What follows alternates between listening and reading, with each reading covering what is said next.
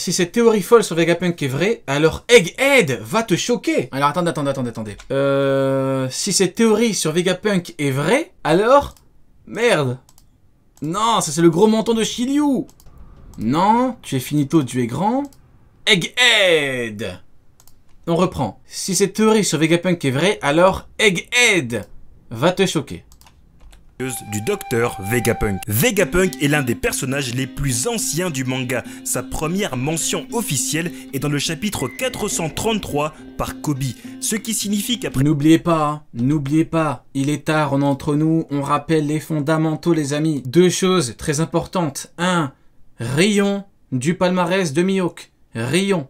Ok, rayon du palmarès de Mihawk. Rayon de Mihawk. Deuxième chose, Shiryu aiguise sa lame pour que l'on puisse rire. Et pour que l'on puisse continuer à rire de Mihawk. Troisième chose, le gros menton de Shiryu ne va pas tarder à hanter les nuits des pro Mihawk. Voilà, 3 choses fondamentales. C'est parti. Après 630 chapitres, Oda n'a toujours pas dévoilé son visage. Et ce n'est pas les occasions qui manquent. Lorsque l'ex-corsaire...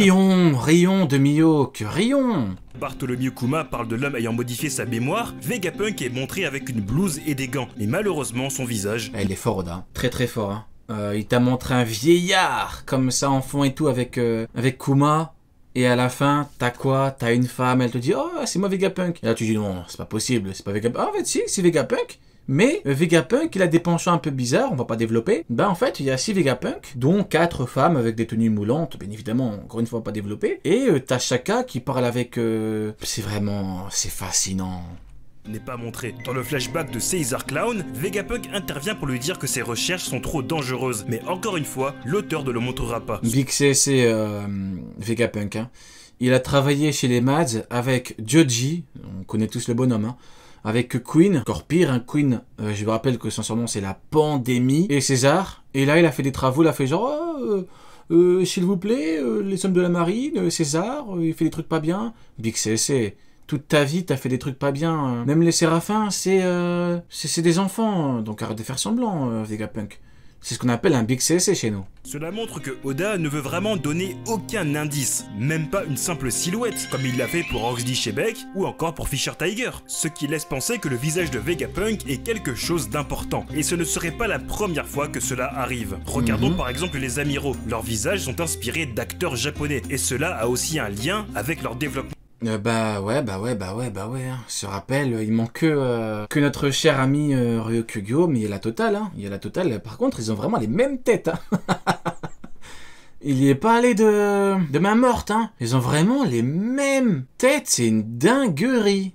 Aokiji est inspiré de l'acteur Yusaku Matsuda, connu pour ses rôles. D'ailleurs, César, quand il va repartir chez les Germains, il va revoir Judge. Oh, il va revoir son ancien coéquipier, son ancien acolyte. Non, c'est officiellement l'un des trucs que j'attends le plus dans OP. Pleurez si vous voulez. J'attends plus les retrouvailles César, Judgy qu'un combat de Mihawk le frauduleux. J'attends plus ces retrouvailles qu'un combat de la fraude qu'est Mihawk. Il va faire quoi? Il va combattre Crocodile, il va pas le passer. Vous voulez que j'attende vraiment un mec qui va pas passer Crocodile? Quel intérêt? Pour que à la fin je sois déçu? Quel intérêt? Au moins avec César et Judgy, je ne serai pas déçu. Il a sauvé ses enfants, il va venir, il va le prendre dans ses bras, il va dire « Ah mon frère, merci de m'avoir aidé, tu as sauvé mes enfants ». Il va dire « Mais t'inquiète pas, en l'honneur du bon vieux temps, mon frère... Non, c'est une dinguerie. C'est une dinguerie. Pion de policiers et de détectives solitaires. Voilà, ceux qui disent ouais, la puissance, bah, j'espère que, ceux qui se plaignent à chaque fois, j'espère que quand je vous dis que j'attends plus ces retrouvailles qu'un combat de Mihawk le frauduleux, j'espère que vous n'allez pas venir vous plaindre. Oui, puissance, regardez, je parle de retrouvailles, ils vont encore trouver un moyen de pleurer en disant oui, mais n'importe quoi, on préfère un combat de Mihawk. C'est une dinguerie, ça. Vous ne savez pas ce que vous voulez. C'est trop. Mihawk est une merde. Je retire le dernier truc, non c'est méchant. Je plaisante. Bien à Kusan après l'ellipse. Akainu est inspiré de l'acteur Bunta Sugawara, connu lui pour ses rôles de Yakuza. Et personne... Regardez dans Naruto, Bunta Sugawara, c'est Gamma Bunta, le crapaud, qu'on se le dise plus ou moins frauduleux, là c'est Akainu, vous vous rendez compte un petit peu le degré.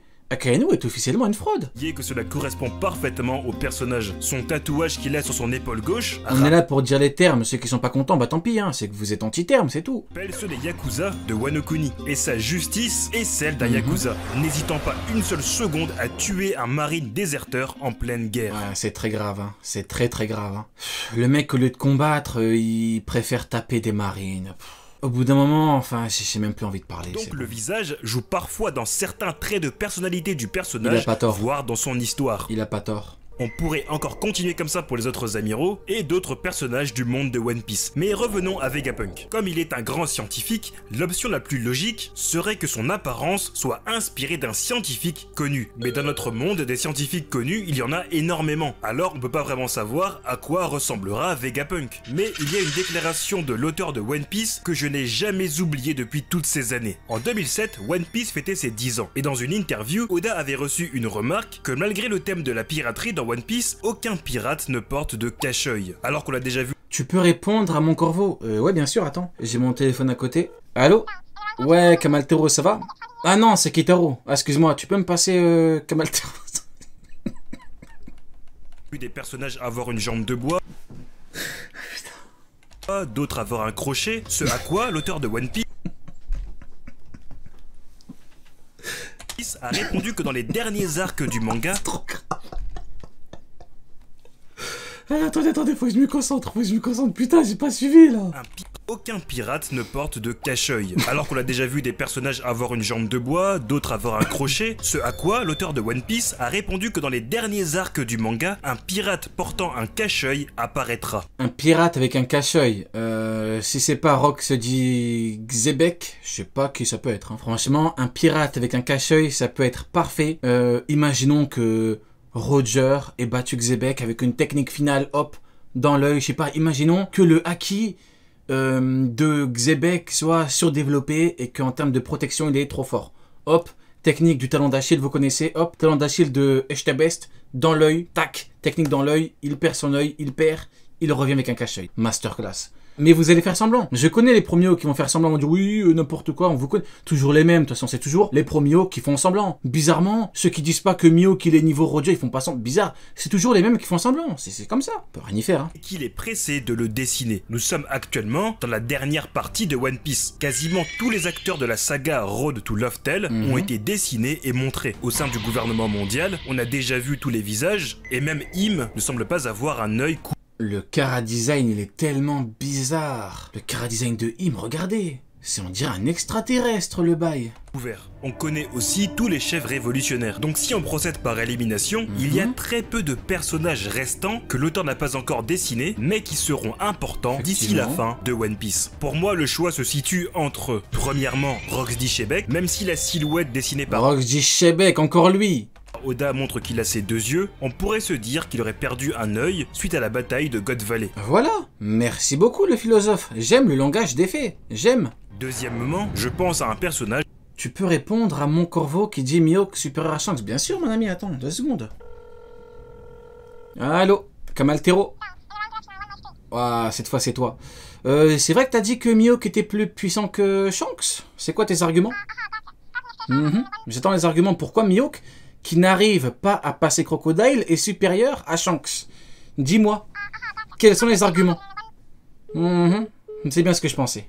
Sur Elbaf, car oui, je suis convaincu que Elbaf sera un arc important. Elbaf est inspiré de la mythologie nordique, et comment ne pas penser à Odin, le dieu le plus emblématique de cette mythologie. D'ailleurs, Oda a déjà intégré le prince Loki dans son manga. Odin a sacrifié un de ses yeux et porte Odin. Mais du coup, le personnage qui serait représenté par Odin dans OP serait un pirate du coup. Cache-œil. Alors le personnage au cache-œil pourrait être le roi d'Elbaf. Mais on y...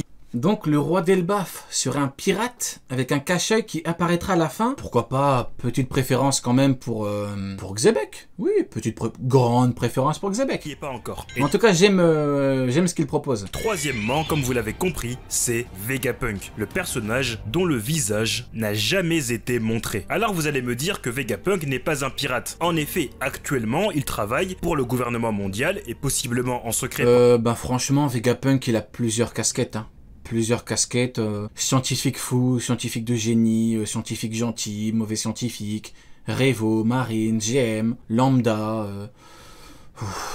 Il peut être un pirate, ça dérangerait qui? Franchement, au bout d'un moment, quand un mec a 40 casquettes, tu lui en rajoutes une, ça va pas changer grand chose. Hein. Révolutionnaire, mais nous ne savons pas toute la vie de Vegapunk. Par exemple, on sait qu'il a travaillé au sein des Mads, et dans son laboratoire, il y avait ce bouton ressemblant à un emblème de pirate qui, en appuyant dessus, a détruit tout le Ça restera la plus grande blague de Vegapunk. Laboratoire du scientifique, mais on a révélé un deuxième bien plus important. On peut aussi penser au docteur Iluluk, qui, bien qu'il était un docteur, avait un symbole de pirate. Et si maintenant on cherche un scientifique avec un cache-œil, il y en a un bien connu, qui est d'ailleurs très connu dans le cinéma et la culture japonaise, dont Oda pourrait bien s'en inspirer, comme il l'a fait pour les amiraux. Je parle bien sûr du docteur Daisuke Serizawa. Tiens, foutu Daisuke Kurosawa. Qu'as-tu à nous proposer, Daisuke? Premier film Godzilla de 1954. Et vous allez voir qu'il va parfaitement avec Vegapunk. Dans le film Godzilla, Serizawa est un scientifique ayant fait une grande découverte, le micro-oxygène. Grâce à cela, il peut créer un appareil qui encore un foutu détruit tout tissu du corps, l'Oxygène Destroyer. Mais ce n'était pas pour cela que Serizawa travaillait. En fait, il était convaincu qu'avec ses recherches, il pouvait réussir à en faire quelque chose qui bénéficiera à l'humanité. Mais quand le kaiju Godzilla se mit à attaquer et détruire des villes, les amis de Serizawa lui mettaient de plus en plus la pression pour utiliser son appareil sur le monstre, contre qui l'armée ne pouvait rien faire. Le docteur ne le voulait pas, car il savait qu'en le faisant, tout le monde allait vouloir le forcer à produire des armes de destruction massive. Mais lorsqu'il verra des enfants prier pour leurs parents décédés, Serizawa a décidé d'utiliser l'appareil sur le monstre. Alors il brûla tous les plans de sa création et au moment de vaincre Godzilla, il choisit de se donner la mort en même temps. On remarque beaucoup de similitudes entre Vegapunk et Serizawa. Les deux ont fait une grande... Ouais, on peut avoir une référence. Après moi, ça ne reste que mon avis. Faut pas non plus prendre une potentielle référence, une vraie référence, et croire que l'auteur va tout copier. Le dernier exemple en date, on y revient encore une fois, mais que voulez-vous, c'est comme ça, Ryukugyo. Dans le film, il a tapé toute une alliance. Dans la vraie vie, Momo l'arrête, Shanks l'humilie. Donc, c'est intéressant. Je pense qu'on peut avoir clairement une référence avec Serizawa, Daisuke, mais Vegapunk en tant que pirate qui va venir avec un cache-œil, en vrai, pourquoi pas, mais dans ce cas-là, ce serait maintenant qu'il va apparaître. Donc quand l'auteur dirait la fin, ce serait la fin maintenant? Bon, on verra, hein. Pourquoi pas. Grande découverte. Vegapunk a découvert le facteur de lignage, lui ayant permis de recréer certains fruits du démon. Il a aussi pu mettre des... Ça c'est sous-côté, hein. Le fait de pouvoir faire des fruits comme ça, artificiels et tout. Hein. Sous-côté de ouf. Fruits du démon dans des objets, et même reproduire le laser... C'est une dinguerie, le mec peut potentiellement te faire tous les fruits des amiraux en mieux ou faire exactement les mêmes. Mais non, il t'envoie Rob Lucci le frauduleux pour le faire taire. Il t'envoie Miss Tussie la reine du quartier des plaisirs. Tu vas faire quoi Miss Tussie contre Vegapunk? Tu vas l'étouffer avec une culotte? Tu vas faire quoi? C'est au bout d'un moment, faut arrêter de déconner. Pourquoi vous envoyez Miss Tussie? Rob Lucci à la limite, ok, un Séraphin, ok.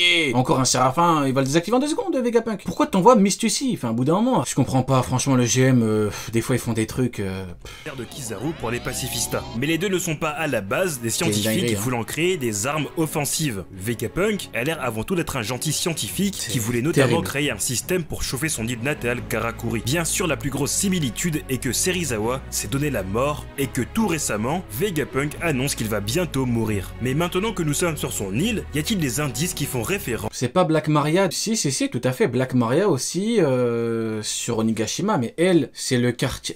Attends, Miss Tussie, c'est la reine du quartier ou la reine du plaisir tout court? Attends, tu me mets un doute. Non, c'est la reine du quartier, je crois. Pense à Godzilla ou à Serizawa. Eh bien oui, dans la première scène où nous découvrons le nouveau paysage de Egghead, il y a cette figure géante ressemblant à un kaiju qui crache un rayon laser, une des caractéristiques de Godzilla. Mais on peut même apercevoir que ce monstre fait face à un robot géant qui rappelle la combinaison qu'est celle... Ouais, la reine du quartier, c'est bien ce que je pensais. Ouais, tout à fait. Qu'est-ce que vous voulez qu'elle fasse contre Vegapunk? Bah, je réitère, hein. Qu'est-ce que vous voulez qu'elle fasse contre Vegapunk? Eh oui. Serizawa portait avant de vaincre le monstre sous l'eau. Tout cela mis bout à bout me fait penser que l'apparence du vrai Vegapunk sera donc le personnage portant un cache-œil qu'Oda attend de dessiner. T'es invité au Five d'Amine? Ouais, mais malheureusement il a pas voulu ramener Goji, donc j'ai refusé. Depuis des années. En ayant vu ce que le gouvernement mondial a fait de ses inventions, il sera rongé par le remords. Et c'est là que le rôle de Franky prend tout son sens dans cet arc Egghead, car lui aussi a subi le même traumatisme.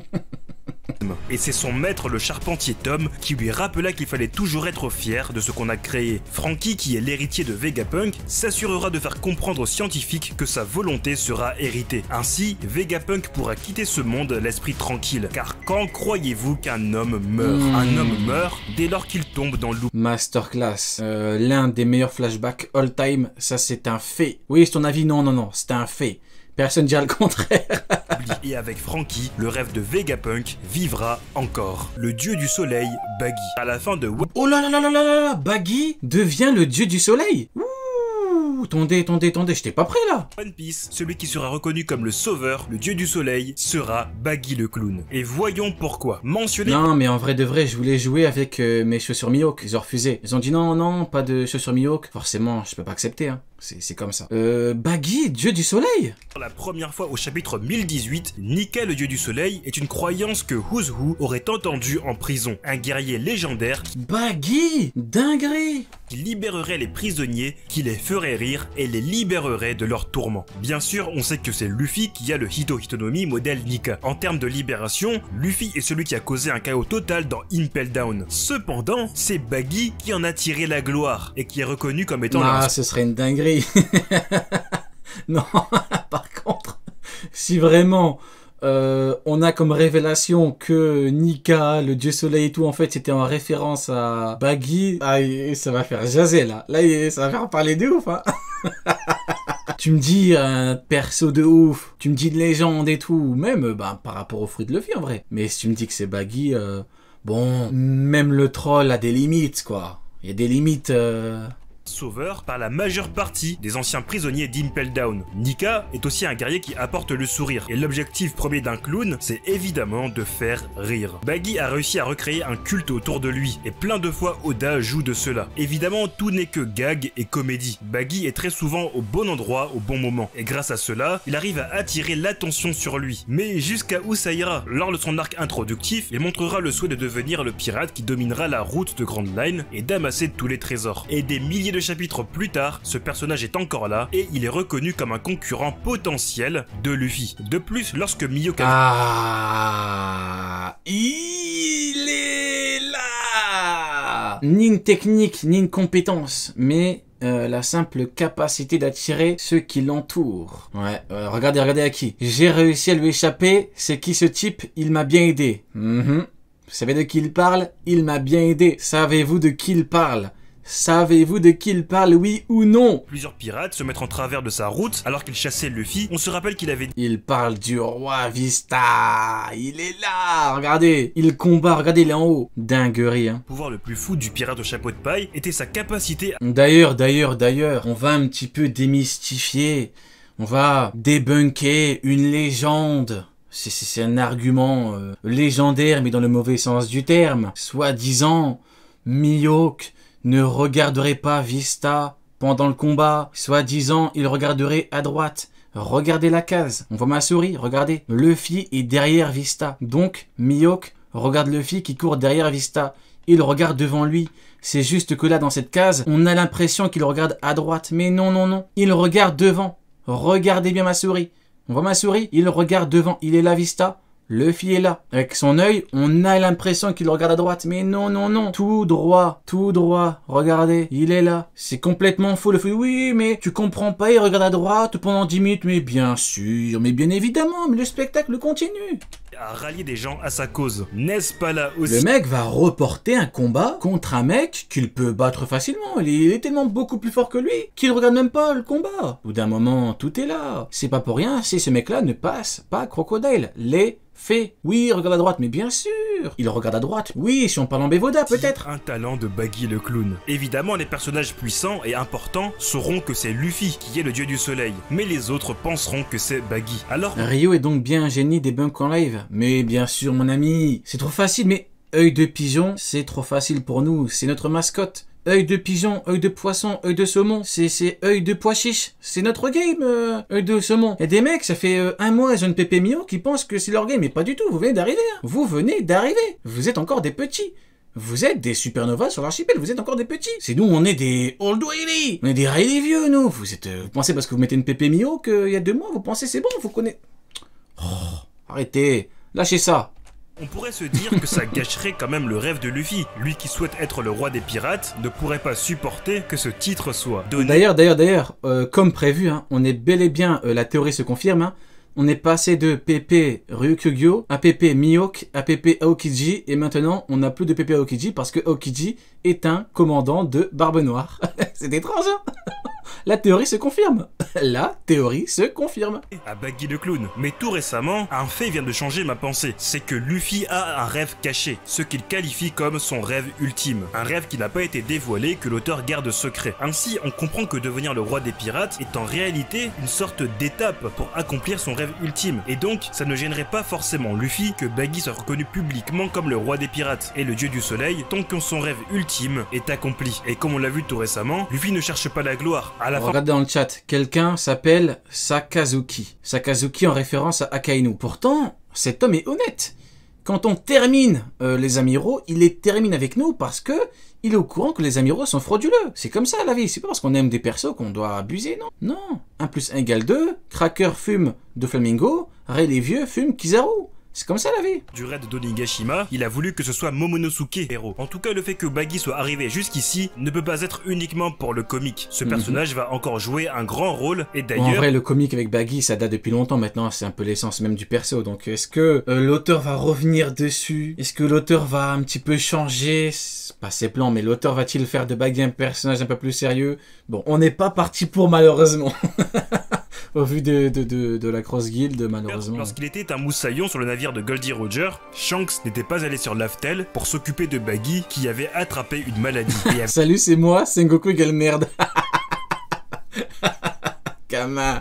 Gamin Sakazuki. avait rajouté qu'à l'avenir, ils pourraient toujours y retourner avec leur propre navire. Alors ce personnage peut très bien finir roi des pirates et dieu du soleil. Faut dire la vérité, Rion de Mihawk qui reporte un combat contre Vista. Combien de temps cette omerta va durer? Combien de temps, je vous le demande? Combien de temps va-t-on encore se taire? Parce qu'une majorité se tait. Combien de temps il a reporté un combat contre Vista? C'est une dinguerie, il lui a dit... On va combattre plus tard. Maintenant, on peut pas terminer le combat maintenant, on va terminer plus tard. Vous vous rendez compte ou pas? Rions de Mihawk, rions de cette vaste blague.